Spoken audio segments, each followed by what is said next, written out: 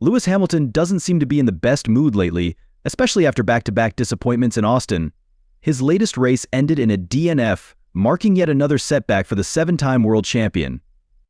What makes this more frustrating is that, not too long ago, the situation was entirely different. He was caught in a controversial disqualification process instead.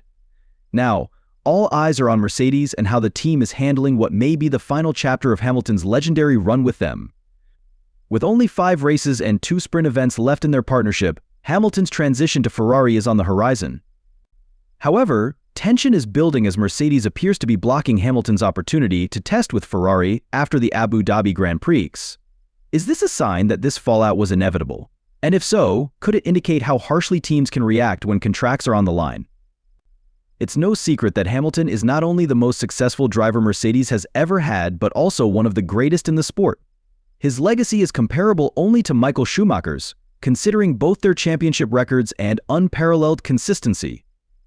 Yet, witnessing the partnership between Hamilton and Mercedes come to such an unceremonious end is painful for many fans. If we examine Hamilton's recent performance in Austin, several indicators point to Mercedes' responsibility for his misfortune. During the second lap, after gaining 5 positions effortlessly, he spun out in an unexpected manner. According to Hamilton, the car itself wasn't to blame, and its handling seemed fine. His words reflected both surprise and frustration, considering that such an incident is rare in his extensive career. Known as the King of Austin, Hamilton boasts 6 victories at the Circuit of the Americas, more than any other driver since the track was introduced in 2012. His initial pace in this year's race looked promising, which made the sudden spin all the more puzzling. Reflecting on his early race performance in Austin, Hamilton explained, "I had a solid start, moving up the inside to reach 12th position by the second lap. At that point, I wasn't even pushing hard, I was just managing the tires and keeping things under control. Suddenly, the car started to bounce. And before I knew it, the rear lost all grip, and I spun out. This spin came as a shock, not only to Hamilton but also to fans worldwide. As he mentioned, such an occurrence has never been part of his racing history, at least not that he can recall. If it ever happened before, it must have been just once in all these years," he added, emphasizing how unusual this moment was. What made this situation even harder for Hamilton was the fact that Mercedes seemed to have a car capable of performing better that day. George Russell, his teammate, finished P6, a result aided by a combination of fortunate events, including a first-lap incident and a well-timed safety car. With both drivers on a similar strategy, it's tempting to speculate how Hamilton could have fared had he avoided spinning. Interestingly, Russell experienced a similar issue at the same corner, further raising questions about the new upgrades that Mercedes introduced for this race. Despite the team's hopes that these updates would unlock better performance, they may have introduced new challenges instead. During the sprint race qualifying, Hamilton's frustration with the car was already evident. He struggled with the car's balance and finished 19th, later moving up to 17th due to penalties affecting other drivers. It's clear that Hamilton was uncomfortable with the car's setup, and his frustration was directed at Mercedes' development strategy. The situation raised a critical question: where had the car's performance gone? Fans across the F1 community, whether supporters of Mercedes or not, could feel Hamilton's frustration mounting. Adding to Hamilton's frustration was how Mercedes handled upgrades between him and Russell. Despite offering to use the new parts to give Russell a better chance in the race, the team declined Hamilton's gesture.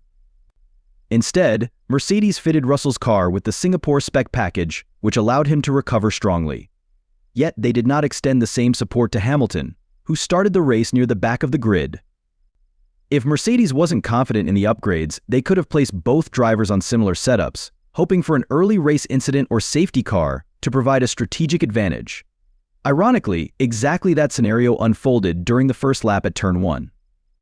This inconsistency in treatment between the two drivers has fueled speculation among fans and experts. The current gap in the standings between Hamilton and Russell is just 10 points. From the outside, it seems like Mercedes might be favoring Russell, aiming for him to finish ahead of Hamilton in the championship. A similar situation arose in 2022, but it wasn't purely down to performance. Throughout that season, Hamilton often played the role of the team's experiment, testing new setups and upgrade packages that didn't always work.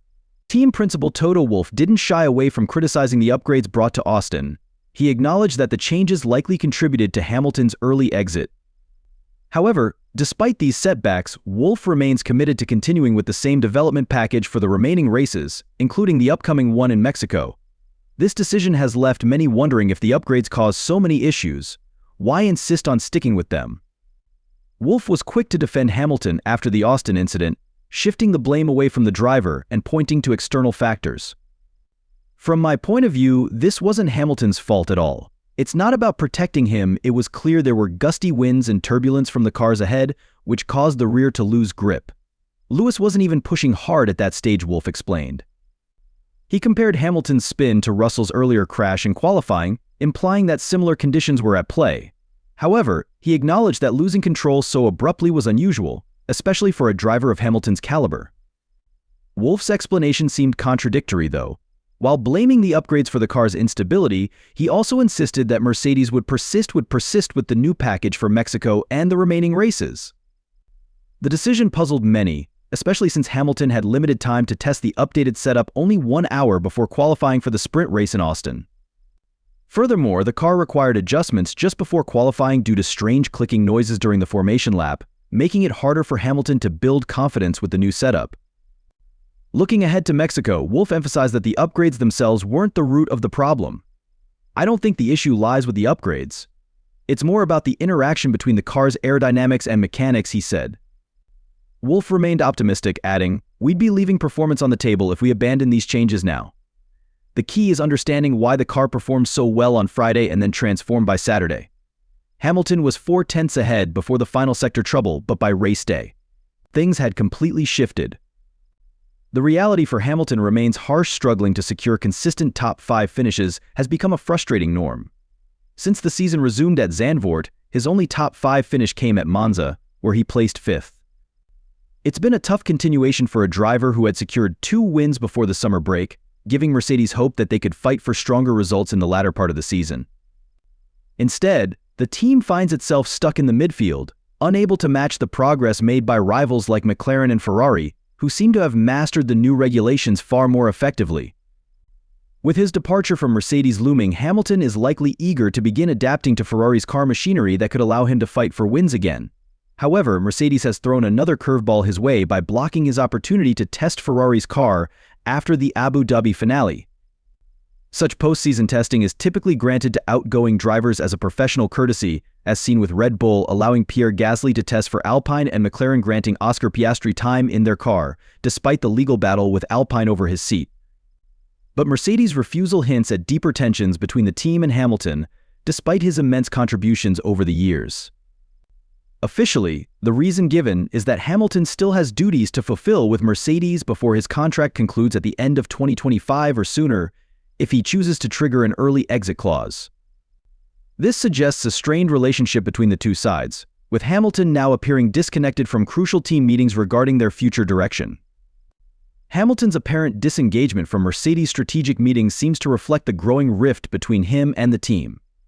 While tensions between top drivers and their teams aren't uncommon, Ferrari's environment currently appears much more relaxed than the strained atmosphere within Mercedes. This only fuels speculation that Hamilton is mentally preparing for his move to Ferrari, eager to turn the page on what's been a difficult chapter in his career. The treatment Hamilton has received from Mercedes has left many fans questioning whether the team truly values him in the same way it once did. Some believe the shift in focus toward George Russell signals a changing of the guard. Others suspect that Mercedes wants to position Russell as their new team leader, especially after he finished ahead of Hamilton in the standings last season. However, it's worth noting that Hamilton played a critical role in 2022 by testing new setups and upgrades, often sacrificing his own performance for the team's development. The decision to block Hamilton's Ferrari test adds another layer of frustration to an already complicated relationship.